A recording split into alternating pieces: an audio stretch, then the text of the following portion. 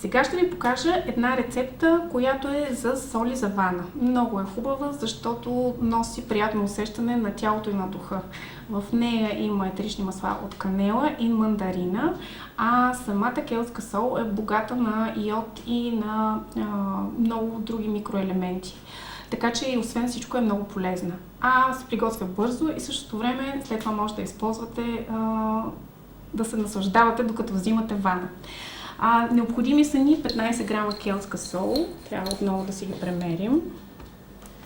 Солта има особено сив цвят, специално келтската. Тя е морска, но е по-специфична. Седи леко влажна.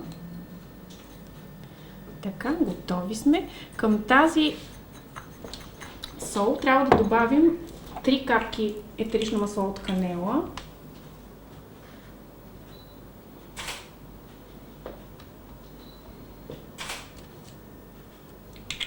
И 5 капки етерично масло от мандарина. Използвам случая да кажа, че канелата има много загряващо действие. Да, една повече, не е проблем. И не трябва да се използва в големи количества канелата. Мандарината както всички цитрусови масла, повишава еластичността на кожата, регенерира действа подмладяващо и уха е много приятно, както може да усетят хората в момента, които са тук на живо. Сега това нещо може да го съхранявате отново в банята на стайна температура без никакъв проблем. Хубаво е да го объркате, докато се хомогенизират самите етерични масла заедно с солта. Сега ще пресипем в бурканчето. И също така, когато си вземате вана, трябва да добавите не повече от една кафена лъжичка в водата, да разбъркате хубаво, докато се разтворят солите, за да може всъщност, докато си взимате вана, да вдишвате изпаренията на етеричните масла. Тези соли, освен всичко, могат да се комбинират много добре и с антицелулитното масло, тъй като канелата, както казах, има загряващо действие и помага за изхвърлянето на токсините и детоксикацията на организма, така че в комбинация с маслото срещу стрии ще подсили този ефект. Ето това са солите за вана.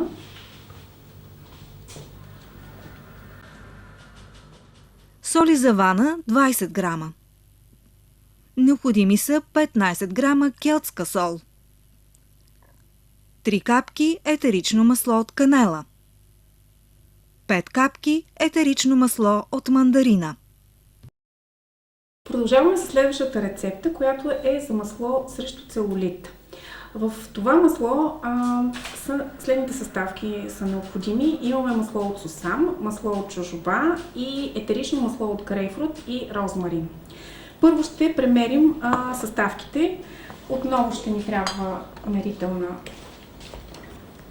чашка и тук това, което ни трябва, са 15 мл от масло от джожоба.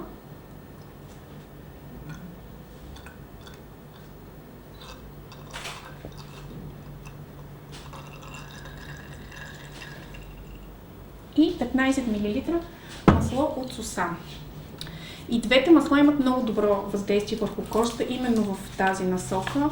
Маслото от сусам помага за изчистване на организма от токсини. Маслото от джожоба попива много лесно в кожата и е лесно точно за нанасене с масажни движения. Затова са избрани като базови съставки в тази рецепта. Така, в момента имаме 30 милилитра от двете масла. Ще ги добавим в шишенцето, което всъщност ще ни служи като контейнер.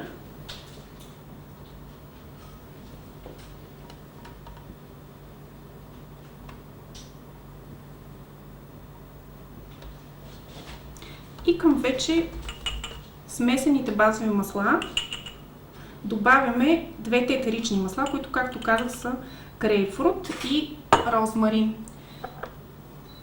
Така. Значи, от розмарина ще добавим 8 капки.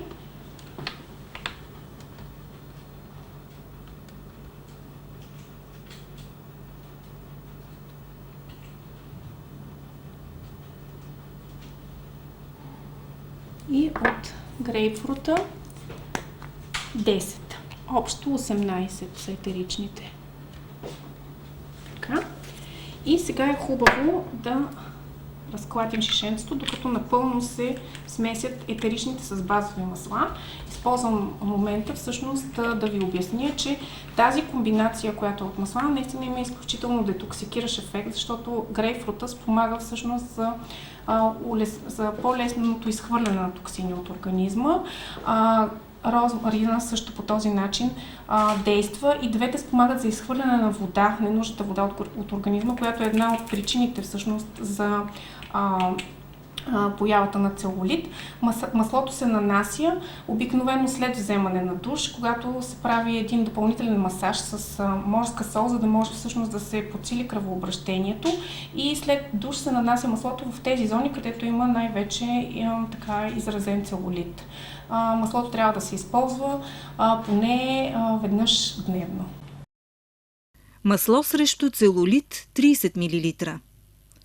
Необходими са 15 мл масло от сусам, 15 мл масло от жожоба, 10 капки етерично масло от грейпфрут, 8 капки етерично масло от розмарин,